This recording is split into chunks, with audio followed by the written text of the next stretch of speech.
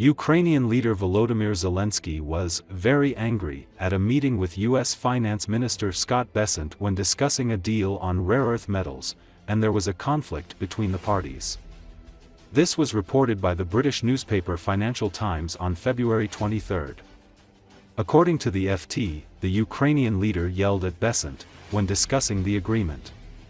Thus, Washington requires 50% of the rights to rare earth metals of Ukraine and the most important minerals of the country to recoup the money spent on support for Kyiv. As indicated in the material, Zelensky also rejected Bessent's assertion that partnership with the United States in the field of mining will strengthen Ukraine's security. Earlier, on February 23, U.S. President Donald Trump said that he was going to demand from Ukraine not only rare earth minerals, but also oil and anything he can get. He said that the EU had a possibility to get the money back, while the USA did not. Through the crucible of 3 years of wartime leadership, Mr. Zelensky has mostly played weak hands wisely, like when he popped out of a bunker while his capital was bombed early in the war to film selfie videos rallying his nation and the world to resist. His showmanship also paid off in talks that kept billions of dollars worth of weapons and ammunition coming to his military. But his approach to the Trump administration has fallen flat with the White House, engendering not empathy but hostility from the American president. His request for a presidential meeting flopped, becoming the latest example of a dramatic personal style that was once integral to his nation's struggle but now looks more like a monkey wrench in dealing with the Trump administration.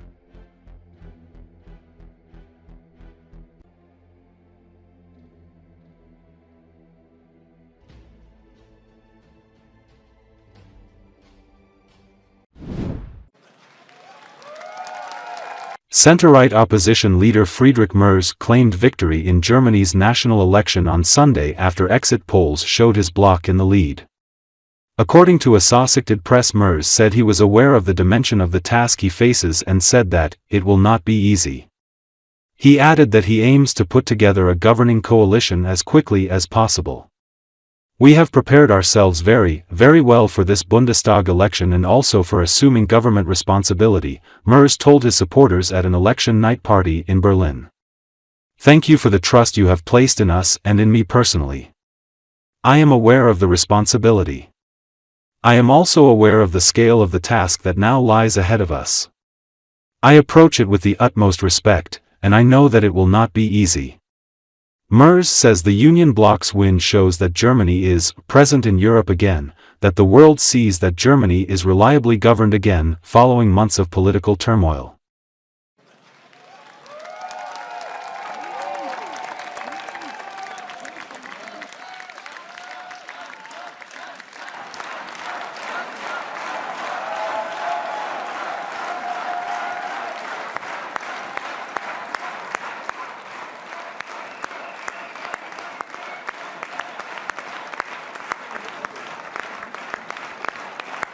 Wir, die CDU und die CSU, die Union, wir haben diese Bundestagswahl 2025 gewonnen.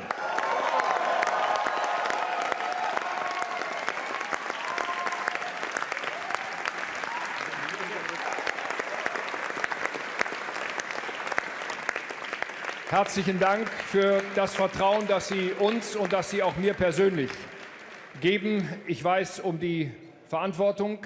Ich weiß auch um die Dimension der Aufgabe, die jetzt vor uns liegt. Ich begegne dem mit größtem Respekt und ich weiß, dass es nicht einfach werden wird. Wir haben einen sehr harten Wahlkampf geführt. Dieser Wahlkampf ist trotzdem richtig notwendig gewesen, auch in der Auseinandersetzung um die wichtigen und großen Themen unseres Landes, um die Wirtschaftspolitik, um die Migration, um die Außen- und Sicherheitspolitik, um die innere Sicherheit. Aber jetzt werden wir miteinander reden und es geht vor allem darum, so schnell wie möglich eine handlungsfähige Regierung in Deutschland wieder zu schaffen.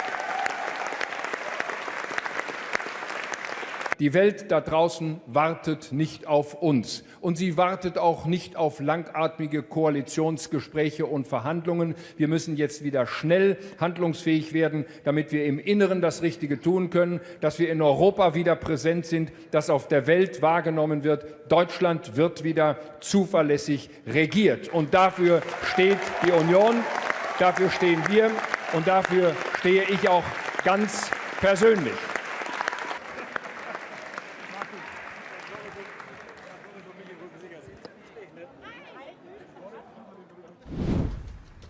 The sudden and sharp positive statements of the President of the USA, Donald Trump, regarding Russia and its leader Vladimir Putin were dictated by the strategic desire to drive a wedge between the USA and China, two powers that seek to put an end to the international dominance of the USA. As the Wall Street Journal writes, experts have dubbed this attempt the reverse Nixon. This is a reference to the policy of the President of the United States of America, Richard Nixon, who in the early 1970s changed American policy and went to rapprochement with communist China in an attempt to deepen the rift between Mao Zedong and the Soviet Union. Further cooperation between Washington and Beijing contributed to the weakening of the global influence of the Soviet Union. However, it will not be easy to separate Russia and China now. WSJ notes the two countries deepened military and intelligence cooperation and agreed on their foreign policy. China provides significant economic support to Russia, including computer chips and machines used in the military industry. The appearance of this new axis of autocracy as a strategic threat with which the American military will be difficult to deal with at the same time, and they say that Trump's persistent desire to end the war in Ukraine is caused by the need to weaken, if not break, this common front of opponents. According to the report prepared for the Kremlin by an analytical center on the eve of the negotiations in Saudi Arabia, Moscow proposed to stop cooperation with China on sensitive technological and military issues as part of the agreement to end the war in Ukraine on favorable terms for Russia.